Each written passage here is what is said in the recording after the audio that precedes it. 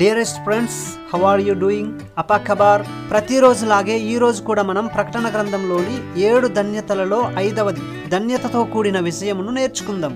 ప్రకటన గ్రంథం 20వ అధ్యాయము 6వ వచనం. ఈ మొదటి పునరుత్థానంలో పాలుగలవారు ధన్యులను పరిశుద్ధులనయుందురు. వారి మీద రెండవ మరణమునకు అధికారం లేదు. వీరు దేవునికిని క్రీస్తుకును యాజకులై క్రీస్తుతో కూడా 1000 సంవత్సరములు రాజ్యము చేయుదురు. ఈ వాక్యాన్ని ధ్యానించడానికి ముందు ఫ్రెండ్లీ రిమైండర్, దత్తగా నిలిచేందుకు దయచేసి మా ఛానల్ ను సబ్స్క్రైబ్ చేసుకో. Our motto is each one save one persistently. ప్రతి ఒక్కరు ఒక్కరిని రక్షించాలి నిరంతరాయంగా. Let us grow in faith. దేవుడు చాలా సార్లు రుజువు లేకుండా తన విశ్వాసులను నమ్మమని చెప్పాడు. బ్రతికి ఉన్న వారికి సూచనగా హానోకు, ఏలియాలు మరణం రుచి చూడకుండానే పరలోకానికి ఆరోహణమయ్యారు. వీరు బ్రతికి ఉన్న వారికి రుజువుగా ఉన్నారు.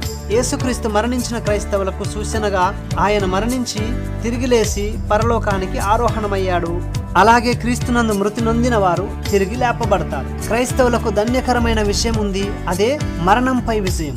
యేసుక్రీస్తు మృతుల పునరుత్థానానికి రుజువుగా ఉన్నాడు. యేసుక్రీస్తు యొక్క పునరుత్థానము heart of the Christian faith, centre of the gospel. This is the only biggest difference from other religions. If there is no resurrection of Christ, no forgiveness of sin.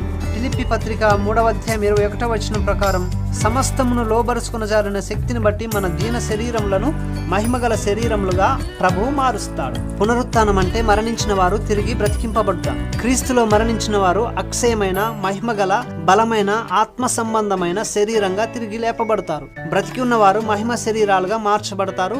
భవిష్యత్తులో సంభవించబోయే పునరుత్థానాలు 2 ఉన్నాయి. మేలు చేసిన వారు జీవ పునరుత్థానమునకు, కీడు చేసిన వారు తీర్పు పునరుత్థానమునకు బయటికి వచ్చెదరు.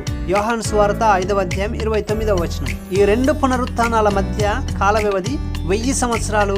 ఈ మొదటి పునరుత్థానమునకు 3 ప్రధాన దశలు ఉన్నాయి. ప్రథమ ఫలంగా క్రీస్తు లేపబడ్డాడు. 2 నూతన నిబంధన విశ్వాసుల పునరుత్థానం. సంఘం ఎత్తబడేటప్పుడు ఇది సంభవిస్తుంది.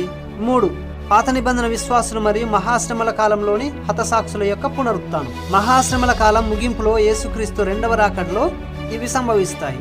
2వ పునరుత్థానం తీర్పు పునరుత్థానం. క్రీస్తు యేసునందు విశ్వాసం ఉంచని అన్ని యుగాల ప్రజలు క్రీస్తు యొక్క ధవలమైన మహిమ సింహాసనమునందు వారి వారి క్రియల చొప్పున తీర్పుకు తీర్చబడి నిత్య అగ్నిగుండానికి పంపింపబడతారు. మొదటి పునరుత్థానంలో పాలు పొందిన వారు ధన్యులు, ఎందుకంటే క్రీస్తుతో కూడా 1000 సంవత్సరాలు పరిపాలిస్తారు మరియు వారికి తీర్పు తీర్చే అధికారం ఇవ్వబడింది, సింహాసనం ఇవ్వబడింది మరియు నిత్య నరకాగ్ని నుండి తప్పింపబడతారు. మొదటి పునరుత్థానం అత్యంత ఆనందభరితమైన, మహిమాన్వితమైన భవిష్యత్తు. డియరెస్ట్ ఫ్రెండ్స్, ఈ రెండింటిలో నీకు ఏది కావాలో ఈ రోజే నువ్వు నిర్ణయించుకోగలవు. Thank you so much for watching this video. God bless you all. Forget